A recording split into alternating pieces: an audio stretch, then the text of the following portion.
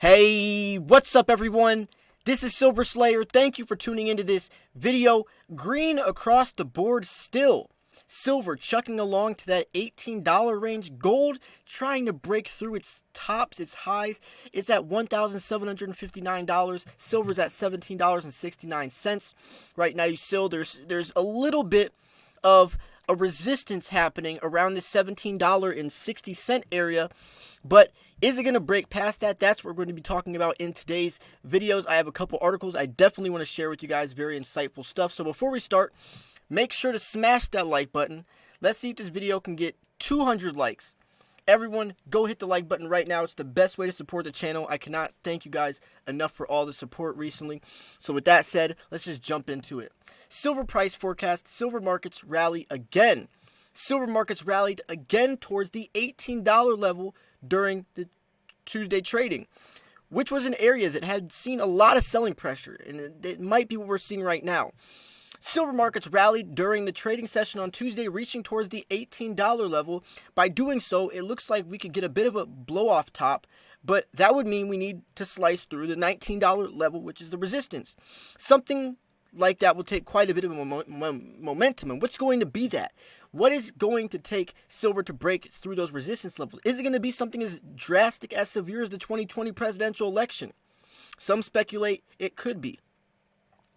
Right now, the medium to long-term range for silver is extremely bullish. If you think these prices are high, just imagine in 3 to 5 years what they could be. At this point in time, the market is likely to continue to see a lot of buyers longer term, what I was just explaining.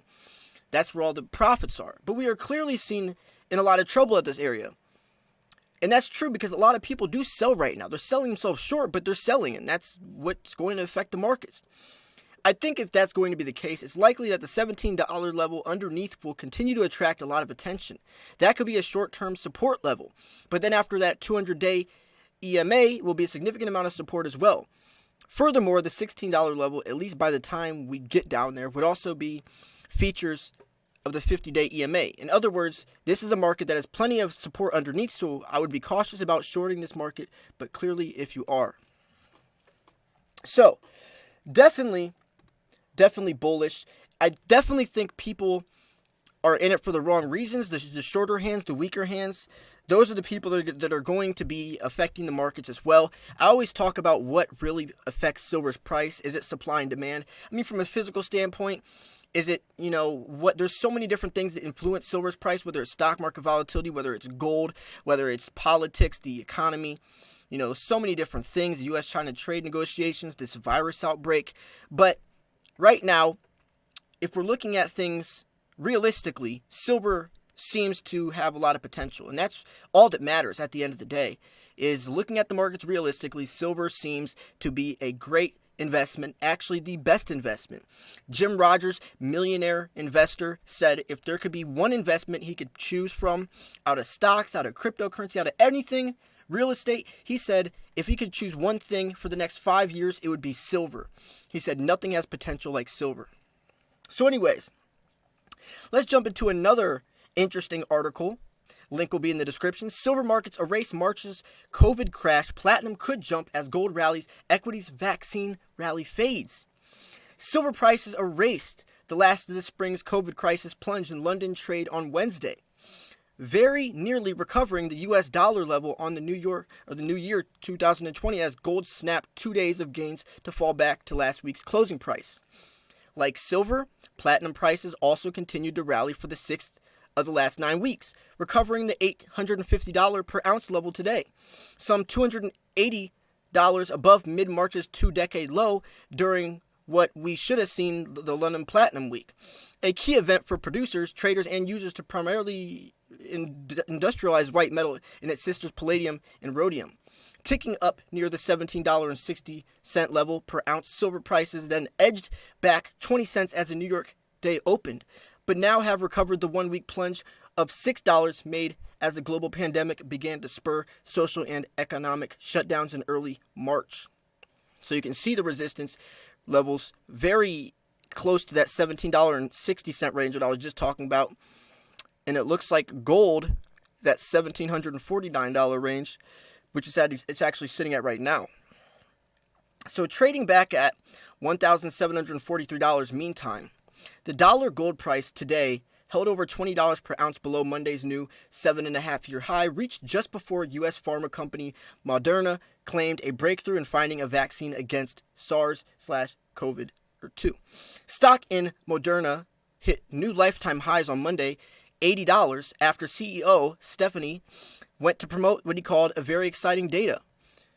But while Moderna blitzed the media, said a report from Health and Medicine site, it revealed very little information, and most of what it did disclose were words, not data. The so-called vaccine hope rally in equities has weakened. So gold is back in focus with the bad economic releases, and trade relations can take an ugly turn at any moment. And that's definitely true. That's a ping pong match within itself, so you can never be too surefire on that. One day it's one way, the next day it's the next way, and it's going to be extremely wishy-washy till the end. I don't know if they're going to reach a partial agreement. I don't know what's going to happen, especially talking about the 2020 presidential election that's going to be happening. Crazy times. If you're talking about crazy times, expect crazy prices.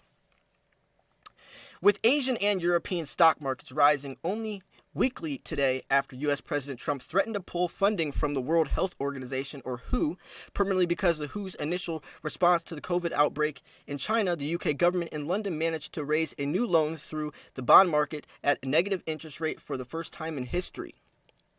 Coming into the crisis, said Bullion Bank HSBC's analyst James Steele on a webinar from the London Platinum and Palladium market hosted by specialist consultancy Metals Focus today, all the gold in the world equated to just 2% of financial assets.